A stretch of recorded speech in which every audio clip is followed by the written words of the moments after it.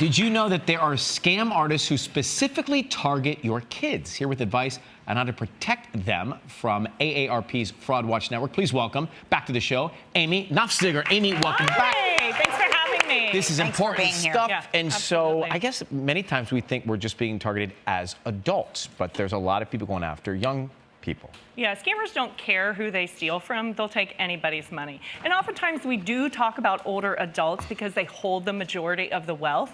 But for those of us in the sandwich generation who are taking care of aging parents and teenagers, we need to make sure to talk to both of them about these scams. And interestingly enough, right now, young adults are reporting victimization more often than older adults. So they're losing a lot of money. And they're using social media, here we go again, social media to target kids, right? How? Yeah, absolutely. So they're on gaming apps, dating sites, any social media site where you're talking to someone you don't know. Scammers are there and they're lurking for their next victim. So we really need to talk to our kids about sharing any personal information, financial information, your address, everything like that. And also make sure to talk to them about not sharing photos of themselves. We have a lot of problems where kids are getting blackmailed with photos. And kids who are shopping online, what should they look out for, be aware of? So we had a big rash of this during prom season, actually, because kids were so excited to go back to prom. They were getting new dresses, new sneakers to match their tux, and they were finding these ads on social media. We need to make sure kids know that these social media ads are not vetted.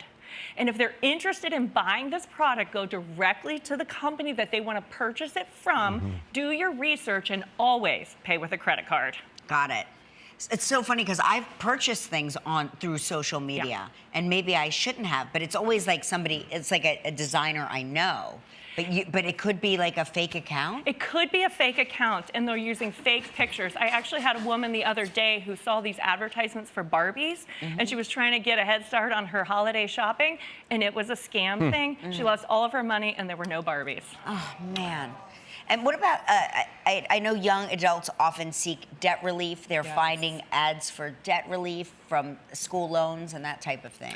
Yeah, well, the scammers follow the headlines, just like you and I do. And we know that student loan debt is at an all-time high.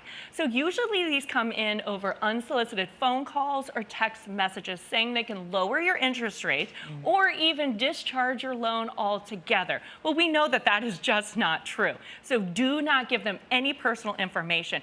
By chance, if you, a parent, grandparent, is the holder of the loan, talk to your loan servicer first and see what they can do for you on your loan. But do not give them any information. And students are being offered fake scholarships? Yeah, this is crazy. I have a kid going to school in about 4 weeks, and every little bit helps, trust me. So they're reaching out to parents and students saying that they can help you get access to scholarship money. Well, what they're doing is they're just going to charge you an upfront fee, and then they're going to send you a list. And trust me, this list is available online to you for free. And make sure your student does not give any personal information like social security number, because the scammers might say, well, we have to find out where your parents' income is to make sure that you're eligible. So if by chance your kid comes up to you at dinner and says, Mom, what's your social security number? Ask some Right, so questions. it's like it sounds like anything incoming, asking for any information is a no-go. It's a no-go, right? Take your time, take a breath, and check it out, and always do your research. What about these contests for like art and for writing and stuff like that that they post online? Yeah, so, this plays on the kids' dreams and desires to be like the next singer. And we know that there's a lot of people out there who were discovered on social media through contests and stuff. Look for any upfront fees. Most of these companies will charge significant upfront fees to enter this contest.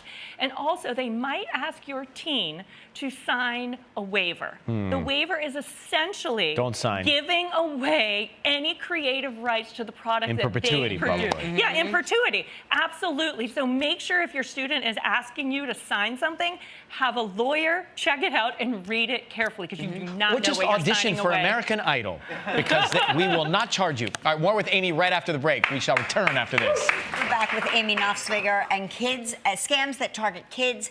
Tell us about these scammers.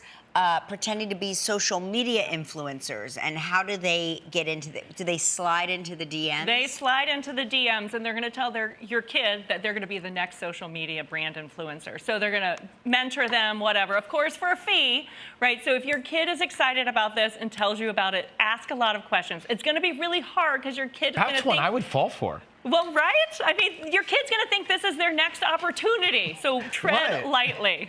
But it's true. We all have our Achilles heel. Yeah, I mean, what about scams related to the SATs and college exams? Yeah, this is pretty simple. If you are paying for someone to help your child prepare for the exam or a prep class, probably not a scam. If you are paying someone to take the test for your child or to raise their score, run away fast. We've seen on the news lately what can happen in these circumstances. That's a scam. Are they being targeted with cryptocurrency in that world too? Yeah, absolutely. Teens are way more mature than I ever was. They're investing their summer job money in these investments, and they want to get on the crypto bandwagon just like everyone else.